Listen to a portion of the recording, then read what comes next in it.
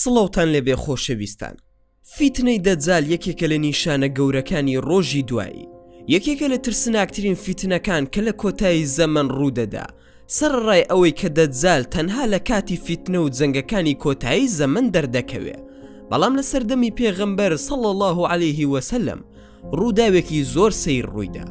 یەکێک لە هاوڵان چیرۆکێکی بۆ پێغەمبەر صلی الله علیه وسلم گێڕایەوە کە پێش ئەوەی موسڵمان بێت بووی ڕوویدا بوو.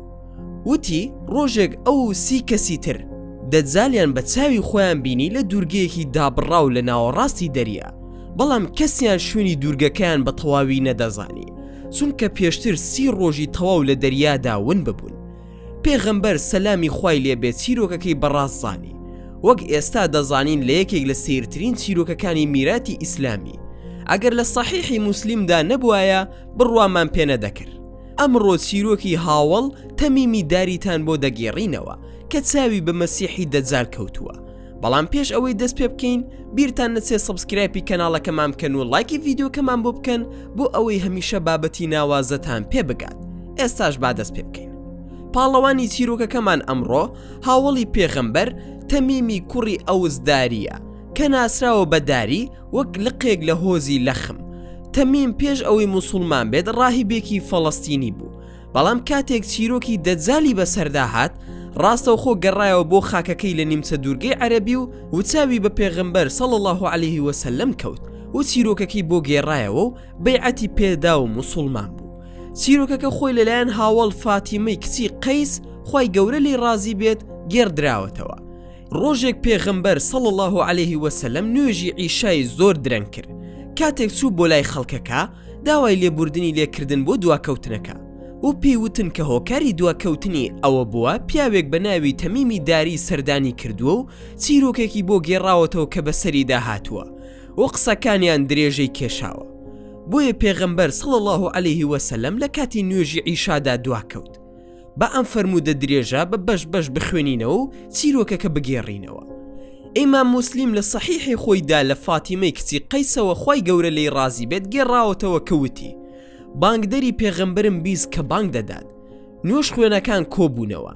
یەکێک لە نەریتەکانی پێغەمبەر صلی الله علیه وسلم ئەوە بوو کە ئەگەر شتێکی بە پەلەی پێویست بووایە بە خەڵکی بڵێت بانگدەرێکی دەنار بە شەقامەکانی مەدینەدا بڕوات و بانگ بکات. نوێژ کۆبوونەوە. خەڵکیش دەیانزانی پێغەمبەر صلی الله علیه وسلم دەیەوێت خەڵکی کۆ ببێتەوە و هەمویان دەچوون بۆ مزگەوت. فاتیمە وتی چوون بۆ مزگەوت و لەگەڵ پێغەمبەر صلی الله علیه وسلم نوێژم کرد.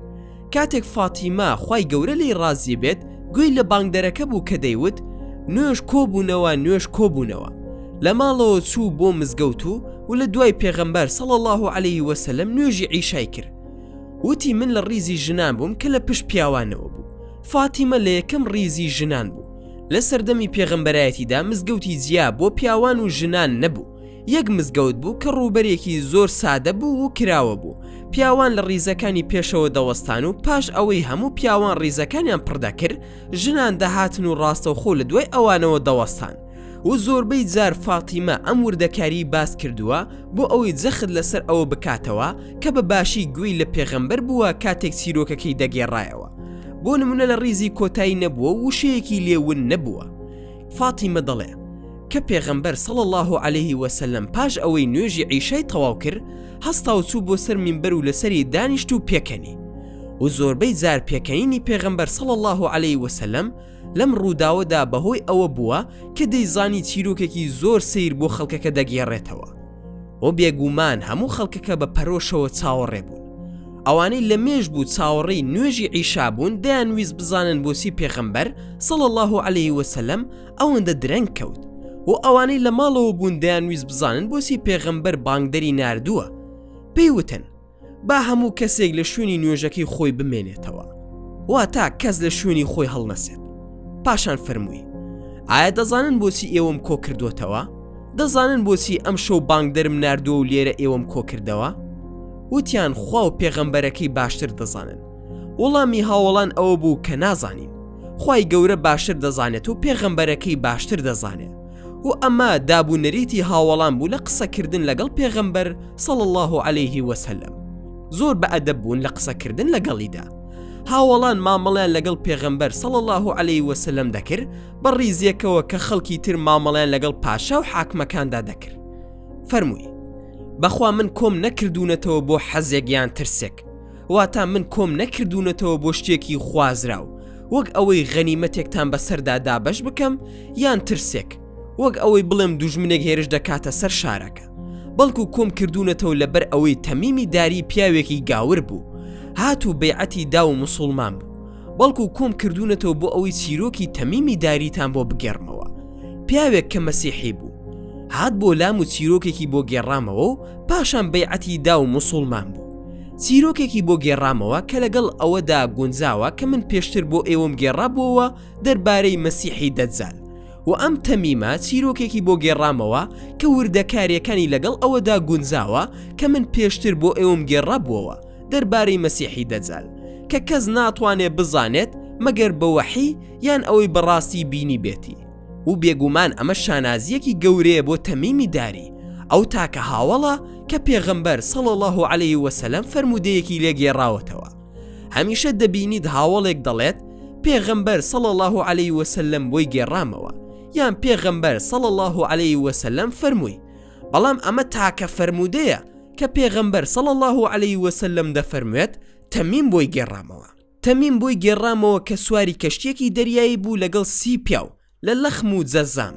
بۆی گێڕامەوە کە لە گەشتێکدا بوو لەسەر کەشتیەک لە ناوەڕاستی دەریا و لەگەڵیدا 30 پیاوی تر بوون لە 2 هۆزی جیاواز، هۆزی لەخم و هۆزی جەزام، و ئەمانە 2 هۆز بوون لە هۆزەکانی یەمەنی قەحتانی کە لە خاکی فەڵەستین دەژیان.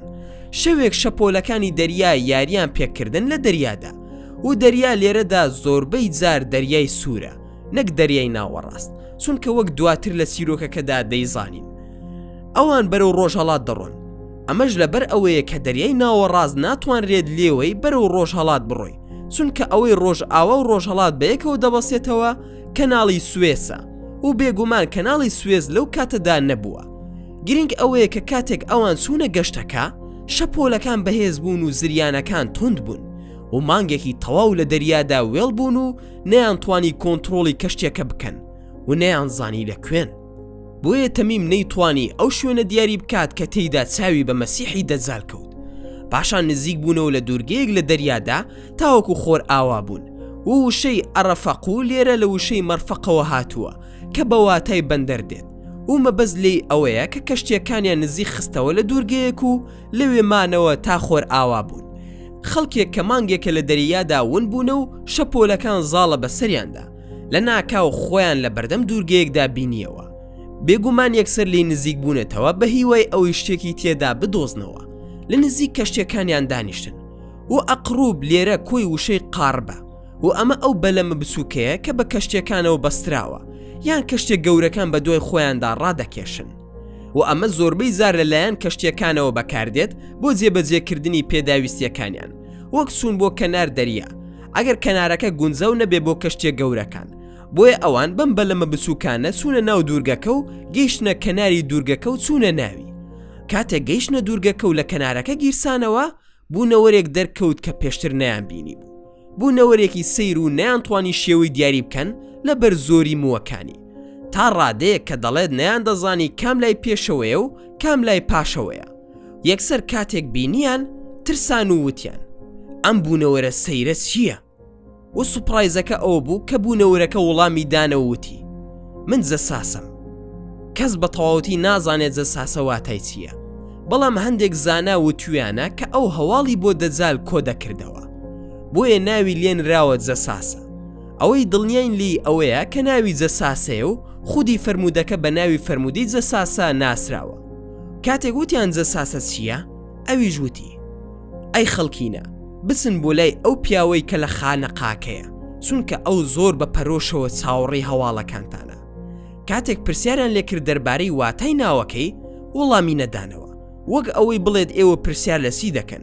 گرنگ ئەوەیە ئەو کەسە دەبینن کە لەوێ دانیشتووە پیاوێک لەوێ چاوەڕێی هەر هەواڵێکە کە لە دەرەوەی دوورگەکە بێت بە پەرۆشەوە. پاشان تەمیمی داری گێڕایەوە وتی کاتێک پیاوێکی بۆ ناو نیشان کردین لی ترساین و وامانزانی شەیتانە. تەمیم وتی هەر کە پێی وتین کە پیاوێک لەسەر دوورگەکە دەژی یەکسەر لی ڕامان ترسان کە شەیتانێک بێت و لەو بوونەوەرەدا خۆی حەشاردا بێ. بە خێرایی ڕامان تا سوینە ناو ئەو باڵەخانەی کە ئاماژەی پێدا بووین. کاتێک چوینە ژوورەوە کەسێکی سەیرمان بینی، گەورەترین پیاو کە لە ژیانماندا بینی بوومان. و هەندێک لە تەفسیرکەران وتویانە کە گەورە لێرەدا بەواتای گەورەترین نایەت، بەڵکو بەواتای پیاوێک دێت کاتێک دەیبینیت ترس دەکەوێتە دڵتەوە و زۆر بە توندی بەسترا بوو، دەستەکانی بەگردنی بەسترا بوو و لە نێوان سۆکەکانی و قولەپێکانی بە ئاسن بەسترا بوو. و تەمیم دەستی کرد بە وەسفکردنی شێوازی بەستنەوەی پیاوەکە وتی کرد و دەستی بەگردنی بەسترا بووە و لە چۆکەکانیەوە تا قولەپێیەکانی بە زنجیری ئاسن بەسترا بووە. پاشان تەمیمی داری وتی کاتێک بینیمان ترساین و وتمان تۆ کەیت؟ تۆ مرۆڤی یان چی؟ وچی تۆ هێناوەتە ئێرە و بۆچی بەم زنجیرانەوە بەستراویتەتەوە؟ ئەویش پێی وتین من بەستراومەتەوە، ئێوە گەیشتونەتە لام و ناچارم وەڵامی ئەو پرسیارانە بدەمەوە کە دەیکەن. ڕێگایەک نییە بۆ هەڵهاتن وەکو دەبینن، بەڵام پێش ئەوەی وەڵام بدەمەوە دەمەوێت ئێوە وەڵامی چەند پرسیارێکم بدەنەوە. و پیاوە بەستراوەکە دەستی کرد بە پرسیارکردن، ئەوانیش وەڵامیان دایەوە. وتی پێم بڵێن ئێوە کێن؟ ئێوە کێن و چۆن گەیشتنە دوورگەکەم؟ ئێمە کۆمەڵێک خەڵکی عەرەبین لە گەشتێکدا بووین لەسەر کەشتیەکی دەریایی. دەریا ڕووبەڕوومان بووەوە کاتێک زۆر بەهێز بوو و شەپۆلەکان مانگێک یاریان پێکردین، بەڵام بەداخەوە دەریا هەستا و کاتێک لە گەشتەکەدا بووین مانگێکی تەواو شەپۆلەکان یاریان بە کەشتێکەمان دەکرد. پاشان نزیک بووینەوە لەم دوورگەی تۆ و لە نزیک کەشتێکانیان دانیشتین.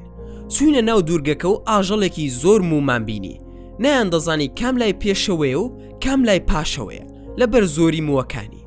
وتمان تۆ کەیت؟ وتی من جەساسم. وتمان جەساسە چییە؟ وتی بچن بۆ لای ئەو پیاوەی کە لە خانەقاکەیە، چونکە ئەو زۆر بە پەرۆشە چاوەڕێ هەواڵەکانتانە. بە خێرایی هاتینە لای تۆ و ترساین و دڵنیا نەبووین کە شەیتانێک بێت یاخود نا. هەموو ئەوەیان گێڕایەوە کە بە سەریاندا هاتبوو. لە یەکەم جارەوە کە چوونە دەرەوە و لە دەریادا ون بوون تاوەکو ئاژەڵەکەیان بینی و گەیشتنە لای لە خانەقاکە. وتی پێم بڵێن دەربارەی دارخورماکانی بێسان. باسی دارخورماکانی گوندی بێسانم بۆ بکەن کە گوندێکە لە شام و بە زۆری دارخورماکانی ناسراوە. وتمان دەربارەی کام لای پرسیار دەکەی؟ بێسان چی بووە؟ دەتەوێت پرسیار لە چی بکەی دەربارەی؟ وتی پرسیارتان لێ دەکەم دەربارەی دارخورماکانی، ئایا هێشتا بەردارن و بەرهەمیان زۆرە؟ ئێمەش وتمان بەڵێ. وتی بەڕاستی نزیکە کە بەردار نەبێت. پاشان وتی پێم بڵێن دەربارەی گۆلی تەبەڕیە. باسی گۆڵی تەبەڕیەم بۆ بکەن کە گۆڵێکە لە ناوچەی جەلیل لە باکووری فەڵەستین ناسراوە. وتمان دەربارەی کام لای پرسیار دەکەی؟ گۆڵی تەبەڕیە چی بووە؟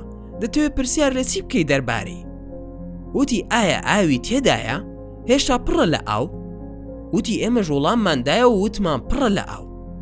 ئەویش وتی بەڕاستی نزیکە ئاوەکەی وشک بێ و زۆربەی جار لێرەدا مەبەستی یەئجوج و مەئجوجە کە گۆڵی تەبەڕیە دەخۆنەوە لە کۆتایی زەمن، وەک لە هەندێک فەرمودەدا هاتووە کە یەکەمیان بەلای گۆڵی تەبەڕیەدا تێدەپەڕێت و لی دەخواتەوە و کاتێک دواکەوتەکانیان دەگەنە گۆڵەکە دەڵێن لێرەدا ئاو هەبوو. پاشان وتی پێم بڵێن دەربارەی کانی زوغەر. و کانی زوغەر سەرچاوەیەکی ئاوی زۆر کۆنە لە باشووری گۆڵی تەبەڕیە لە نزیک شاری ئەریحا لە فەڵەستین، بەڵام هەندێک کەس دەڵێن کە هی ئوردونە و دەڵێن کە وشەی زوغەر خۆی ناوی کچێکە لە کچەکانی ئادەم سەلامی خوای لێبێ و کانیە کە بە ناوی ئەو ناو نراوە و ئێستا شوێنەکە ناوی کانی سوڵتانە. وتمان دەربارەی کام لای پرسیار دەکەی؟ کانی زوغەر چی لێ هاتووە؟ دەتەوێت پرسیار لە چی بکەی دەربارەی؟ وتی ئایا ئاو لە کانیەکەدا هەیە و ئایا خەڵکەکەی بە ئاوی کانیەکە کشت و کاڵ دەکەن؟ ئێمەش پێی ماوت بەڵێ ئاوێکی زۆری تێدایە و خەڵکەکەی بە ئاوەکەی کشت و کاڵ دەکەن. لە ڕیوایەتەکەی سەحیحی موسلیمدا پیاوەکە بە دوای بابەتی کانیەکەدا نەڕۆشت، بەڵام لە ڕیوایەتێکی تردا کە لە دەرەوەی سەحیحی موسلیمە واتە بە هەمان پلەی تەندروستی نییە. وتی بەڵام ئاوەکەی زوو نامێنێ و خەڵکەکەی چیتر ناتوانن بەکاری بهێنن، ئاوەکەی نامێنێ و خەڵکی شارەکە ئاو نادۆزنەوە بۆ کشت و کاڵ و ئەگەر سەرنج بدەن دەبینن کە هەموو ئەو شتانی پرسیاری لێکردن لە فەڵەستینن و ئەمە پەیامێکە بۆ گرنگی فەڵەستین لە مێژووی هەموو ئاینەکاندا جگە لەوەی فەڵەستین پەیوەندیەکی تایبەتی لەگەڵ دەجالدا هەیە. یەکێک لە نیشانە گەورەکانی ڕۆژی دوای ئەوەیە کە عیسا سەلامی خوای لێبێت لە ئاسمانەوە دادەبەزێ و کاتێک عیسا سەلامی خوای لێبێت دادەبەزێت لە فەڵەستین چاوی بە دەجال دەکەوێت بە تایبەتی لە لای ماڵی پیرۆز. بەڵام کاتێک دەجال عیسا سەلامی خوای لەسەر بێت دەبینێت ڕادەکات و دەتوێتەوە وەک چۆن خوێ لە ئاودا دەتوێتەوە. کاتێک ڕادەکا عیسا سەلامی خوای لێبێ بە دوایدا دەسێت و لە ناوسەی دەواازەی لۆدی ڕۆژهەڵات دەیگرێ و لەوێ عیسا سەلامی خوای لێبێت دەیکوژێت و کۆتایی بە فیتنەی دەجال دەهێنێ و زۆر ڕوونە لە هەموو ئەو پرسیارانەی لی کردن کە دەیویست بزانێ ئایا کۆتایی جیهان نزیک بۆتەوە یا خودنا، ئایا زیندانیکردنەکەی نزیکە لە کۆتایی یان هێشتا کات ماوە.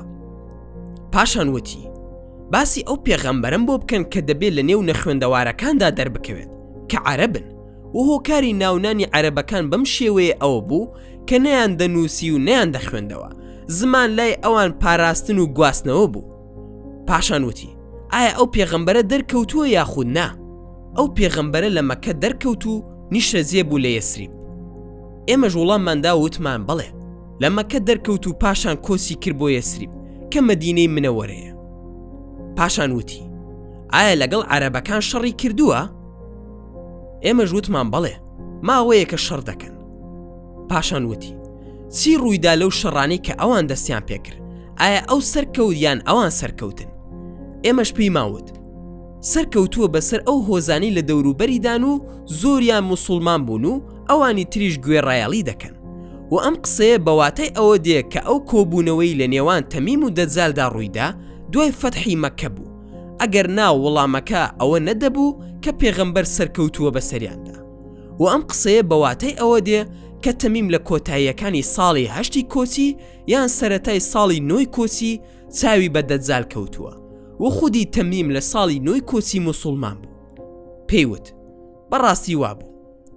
پاشان وتی ئەم قسەیە ڕاستە، سەرکەوتووە بەسەر عەرەبەکان و گوێڕایەڵیان کردووە. ئێمەش وتمان بەڵێ سەرکەوتووە بەسەریاندا و لێرە وڵامەکە زۆر سیر بوو. ڕەنگە وڵامەکەی داهاتوو هۆکاری ئەوە بێت کە تەمیم لەم گەشتەدا گەڕایەوە بۆ لای پێغەمبەر و بەیعەتی دا و موسڵمان بوو.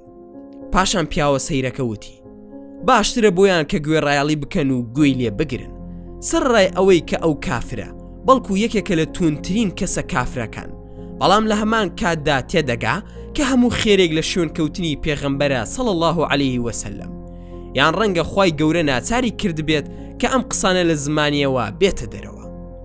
بەگشتی پیاوەکە پرسیارەکانی تەواو کرد و دەستی کرد بە ناساندنی خۆی. وتی با خۆم بناسێنم، من مەسیحم، بێگومان من مەسیحی دەجالم و نزیکە ڕێگەم پێ بدرێت بۆ دەرکەوتن و بە پێی وڵامەکانتان ڕوونە کە زیندانیکردنەکەم نزیکە لە کۆتایی و دەردەسم بۆ ئەوەی فیتنەی کۆتایی زەمن دەست پێ بکەم. دەردەسم و لە زەویدا دەڕۆم، لە دوورگەکە دەردەسم و بەسەر هەموو زەویدا دەسوڕێمەوە. هیچ گوندێک نامێنێ کە لی نیشتەجێ نەبم لە ماوەی 40 شەودا جگە لە مەکە و تەیبە، و لە ماوەی 40 شەودا هیچ شوێنێک لەسەر زەوی ناهێڵم کە نەچم بووی جگە لە 2 شوێن کە قەدەغەن لەسرم بسمە ناویان. تەیبە کە بەواتەی مەدینەی منەوەرە دێت و مەکە هەردووکیان لەسرم قەدەغەن. خوای گەورە هەردووکیانی لێ قەدەغە کردوم کە بسمە ناویان. هەر کاتێک هەوڵ بدەم بسمە ناو یەکێک لەو 2 شارە، فریشتەیەک ڕوبەڕووم دەبێتەوە کە شمشێرێکی بەدەستەوەیە، شارەکە دەپارێزێت و ڕێگریم لێ دەکا کە بچمە ناوی، و لەسەر هەموو ڕێگایەکی ئەو شارانە فریشتە هەن کە دەیان پارێزن. بێگومان هەموو قسانەی کە باسم کرد پێغەمبەر صلی الله عليه وسلم لەسەر مینبەر دەیگێڕایەوە. ئەگەر بیرتان بێت فاتیمەی کچی قەیس گێڕەوەی فەرموودەکەوتی پێغەمبەر صلی الله عليه وسلم لە کاتێکدا کە لەسەر مینبەر بوو بە گۆچانی خۆی لە مینبەرەکەی دەدا و دەیفەرموو ئەمە تەیبەیە، ئەمە تەیبەیە، واتە مەدینەی منەوەرە. پاشان پێغەمبەر صلی الله عليه وسلم پێیوتن ئایا من پێشتر ئەم وردەکاریانم دەربارەی دەجال بۆ ئێوە باز نەکرده بوو پێش ئەوەی تەمیم بێت و من نەمدەزانی تەمیم کێیە؟ خەڵکەکە وتیان بەڵێ پێشتر ئەم وردەکاریانەمان بیستووە ئەی پێغەمبەری خوددا. ئەوەی سەرسامکەرە ئەم چیرۆکە لەگەڵ ئەوەدا گونجاوە کە من پێشتر بۆ ئێوەم گێڕابووەوە دەربارەی مەدینە و مەکە وەک پێشتر پێموتون و دڵنیام کردوونەتەوە کە ئەو ناتوانێت بچێتە ناو مەککە و مەدینە و ئێوە لە ناویدا پارێزراون. کاتێک تەمیم ئەوەی بەسەری داهات بوو بۆم گێڕایەوە و ئەوەی کە دەجال ناتوانێت بچێتە ناو مەککە و مەدینە وەک من پێشتر پێم وتبوون، ئەوە سەرسامی کردم کە قسەکانی لەگەڵ وحیەکەی لای مندا گونجاوە، بۆیە بڕوام پێکرد و هاتم بۆ ئەوەی بۆتانی بگێڕمەوە. پاش ئەوەی پێغەمبەر صلی الله علیه وسلم گێڕانەوەی تەمیمی تەواو کرد، لەسەری قسەی کرد و فەرمووی: بەڕاستی ئەو لە دەریای شامە یان دەریای یەمەنە؟ نا، بەڵکو لە لای ڕۆژهەڵاتەوەیە و بەدەستی ئاماژەی بۆ ڕۆژهەڵات کرد. دیارە پێغەمبەر صلی الله علیه وسلم لە سەرەتادا وای زانی بوو کە دوورگەکە لە دەریای شام یان دەریای یەمەنە، بەڵام لەسەر مینبەر وحیەکەی بۆ هات کە بەگشتی لە ڕۆژهەڵاتە، نەک لەو دوو دەریایە بە تایبەتی. فاتیمەی کچی قەیز وتی ئەم قسانم لە پێغەمبەرەوە بیستووە و لە بەرم کردووە و ئەمە شتێکی باو بوو لە نێو عەرەبەکاندا و شتێکی سیر نەبوو کە کەسێک شتێک ببیستێت و وەک ناوی خۆی لەبەری بکە. بەو شێوەیە چیرۆکەکە کۆتایی هات. چیرۆکی تەمیمی داری یەکێکە لە سیرترین چیرۆکەکانی میراتی ئیسلامی، چیرۆکێک کەوا دەزانرێت لە ئەفسانەکانەوە هاتووە، بەڵام مادام کە سەنەدەکەی جێگیرە و فەرموودەکە سەحیحە و پێغەمبەر صلی الله علیه وسلم بەڕاستی گوتیەتی، ئەوە ئێمە بە دڵنیاییەوە 100% باوەڕی پێدەکەین. خوایە درود و سەڵاوات و بەرەکەت بڕژێنە سەر سەیدمان موحەممەد و خانەوادە و هاوڵانی و ئەوانەی بە چاکە شوێنیان دەکەون تا ڕۆژی قیامەت. بەم شێوەیە گەیشتنە کۆتایی ڤیدیۆکەی ئەمڕۆمان. ئەگەر ڤیدیۆکەتان بەدڵ بوو ئەوە هەر ئێستا لایکی ئەم ڤیدیۆیەمان بۆ بکەن، هەروەها شێری بکەن لەگەڵ هاوڕێکانتاندا. وە لە بیرشتان نەچێ ئەگەر ئەتانەوێ هەمیشە بابەتی ناوازە لە کەناڵەکەی ئێمە ببینن، ئەوە هەر ئێستا سبسکرایبی کەناڵەکەمان بکەن و زەنگۆڵی تەنیشی سبسکرایبەکەش چالاک بکەن. دووبارە و سێبارە سوپاس بۆ تەماشاکردنی ڤیدیۆکە. تا ڤیدیۆیەکی تر و تا کاتێکی تر هەر شاد و بەختەوەر بن و خواتان لەگەڵ بێت و ئامانەتی خودا بن.